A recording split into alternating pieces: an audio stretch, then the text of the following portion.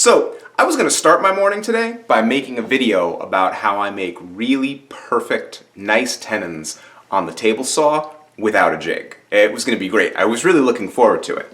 But instead, I got down in the shop and first thing I realized I've made a major mistake on a piece of client work. So, I guess my video is going to be about that instead. Let me explain what's going on. This piece of furniture behind me here is a humidor. It's for keeping cigars in. And yeah, I didn't know they came this big either, but cool. It's still a really interesting piece of work. Now, it's roughly the size of like a pantry or an armoire, and it's really just a cabinet. There's nothing super complicated about it. The way it came, it had sliding glass doors. There's aluminum tracks up here, and there are pieces of glass that slid back and forth. The owner would like to take this and change the doors into the regular kind that open and close like you'd have on a fine furniture cabinet. So I'm basically just making hardwood doors, installing glass, matching the finish, and putting them on. No big deal. Except I have run into a bit of a snag. We originally came up with the design, which looks like this, and I did the SketchUp drawing, and then I kind of put the whole thing out of my mind.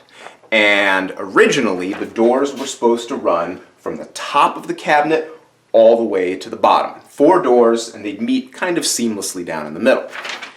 And then after I did it, the client called me up one day, and this happens all the time, and the client said, hey, could we add some crown molding to the top and sort of quarter round detail molding to the bottom? And I said, oh sure, no big deal. And he even found a place that had crown molding in the appropriate wood and bought it and brought it over. So I was like, great client, this is going wonderfully, I got nothing to worry about. So I just started making my components to make these doors and got on with the project. Well, I forgot that if there's going to be a crown molding here and there's going to be a round over detail trim on the bottom, the doors can't go from the top to the bottom anymore. There has to be space. There actually has to be a lot of space.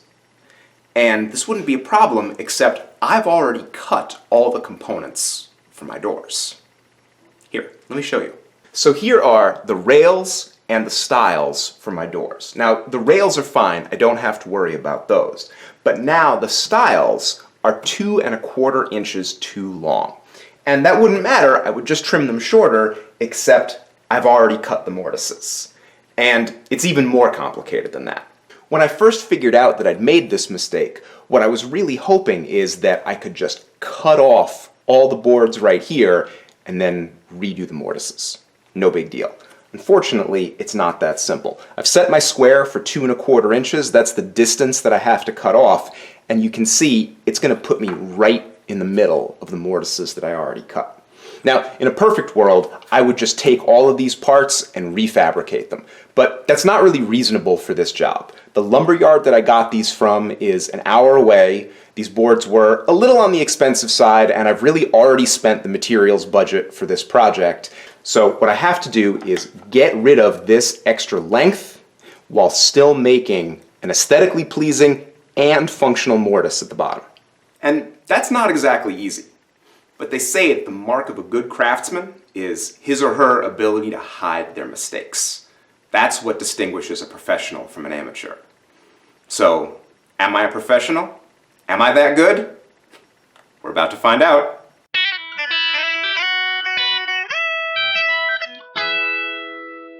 The first thing I'm going to do is lay out my door stiles.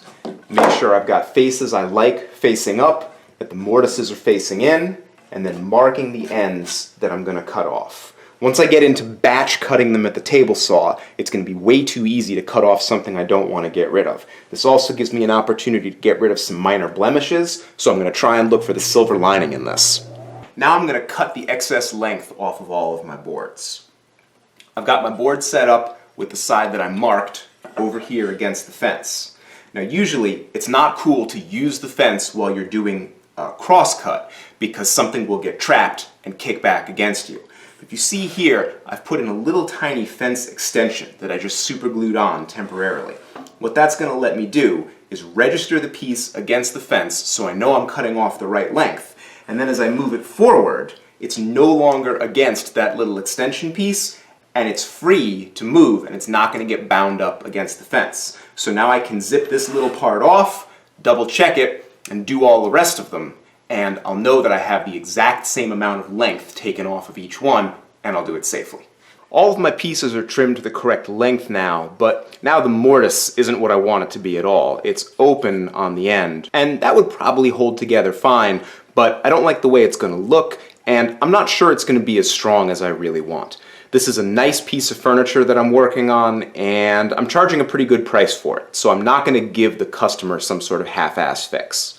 What I'm going to do instead of leaving this open this way is I'm going to make a small filler piece that's going to slide in there very precisely. I'm going to glue it in, let it dry, and then recut the mortise as if this weren't here at all. So now I've got 8 filler pieces that are almost exactly perfect to fit inside the little bit of mortise that's left.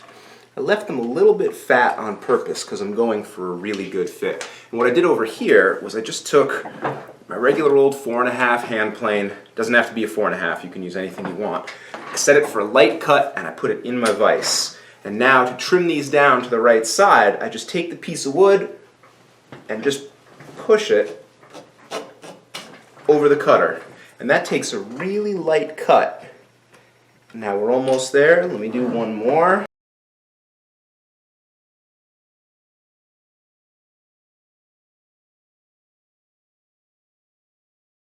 Okay, so that ended up being several passes on the plane, but now I have a really nice plug that's going to fit perfectly.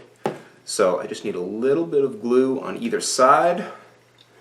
I'm not even going to worry about the bottom because it's end grain, so I don't care. Fit that in there.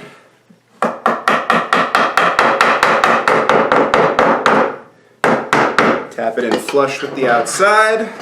Set it on the floor. Make sure it bottoms out.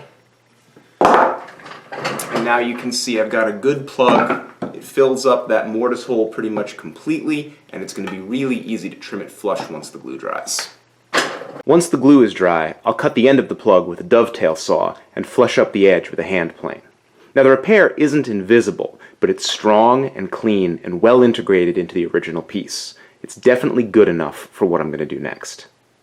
Now that my plugs are trimmed and flush cut, I'm pretty much back to square one with this piece. It's a nice solid piece again, and it's ready to be remortised and put together with the doors. And the temptation here is just to push through and keep going and fix that mistake and get back on track and all of that good stuff. But right now, this is actually a great time to double check and make sure the thing I did to fix the problem actually fixed the problem.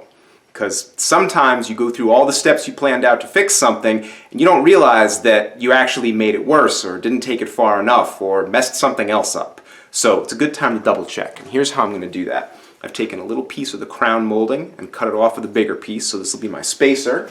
And I can put this up against where it's going to be. Just rough placement is good enough. And then I'm going to put my newly trimmed and fixed door stile right up next to it. And then I'm going to check and make sure that it lines up in the bottom where I want it to. And as you can see, it hits right in the middle of this divider that's in the middle of the cabinet. That's exactly where I want it to be. The size here is perfect, and I'm ready to move on. As long as I'm doing this, let me just talk a little bit about how I do my mortises. I start out by running gauge lines with a mortising gauge. This might seem like a dumb step since I do machine mortising, but I've noticed that jigs and fixtures can drift out of alignment slowly. And if you don't have some sort of guideline, you'll never notice it happening. Taking a couple extra minutes to run these lines and darken them in with a pencil lets me know that everything is staying the same cut after cut. Once I've got my mortise gauged, I've got 2 squares set to different depths, and I use those to strike 2 lines that tell me where my mortise starts and ends. Since this mortise is so close to the edge of the board, I can't really use stop blocks, so I've got to go by eye, and having lines is the only way that I can do that. For doing mortises, I use a plunge router and the J. Bates Mortising Guide. I'll link to his video down in the description. I think it's just the best and easiest way to make a mortising guide that really works and is very consistent. Basically, if you have a plunge router, you can make really good mortises, and all you need is some scraps and a little bit of random hardware. Since this is a haunched mortise and tenon, I'm going to make my first pass with the router all the way through the end of the board, and that'll give me the space to fit the haunch of the tenon into the mortise. Then I'll increase the depth of my cut and make another cut only until my gauge line. Then I'll repeat that shorter cut over and over again until I reach the bottom of my 1-inch mortise. This is a good example of a machine-made mortise. It's tight and precise, but the corners are rounded because I'm using a round cutter to make it. And the tenon that I'm going to use with this has square shoulders and square ends, so those rounded corners are going to be a problem. What I'm going to do is just take a 3/8 chisel and square those up real quick.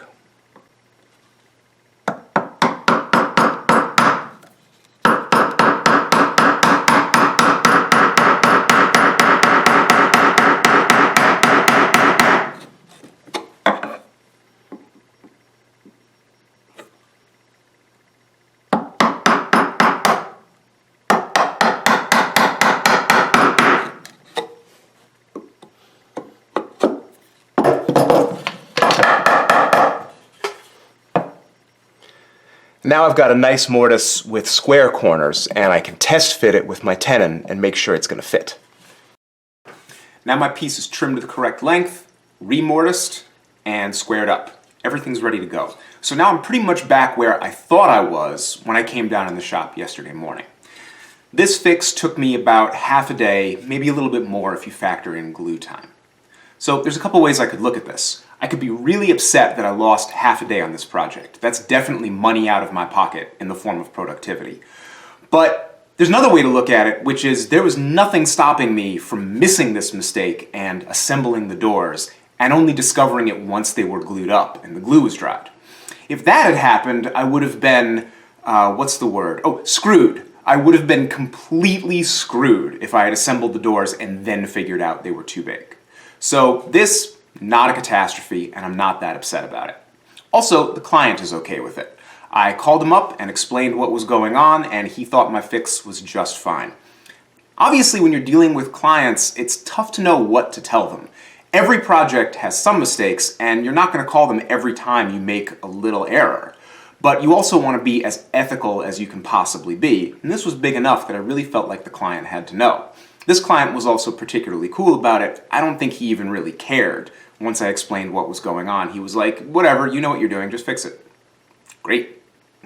Some other clients have more complicated personalities, and they require a little bit more management from the craftsman. It's all just part of being in business.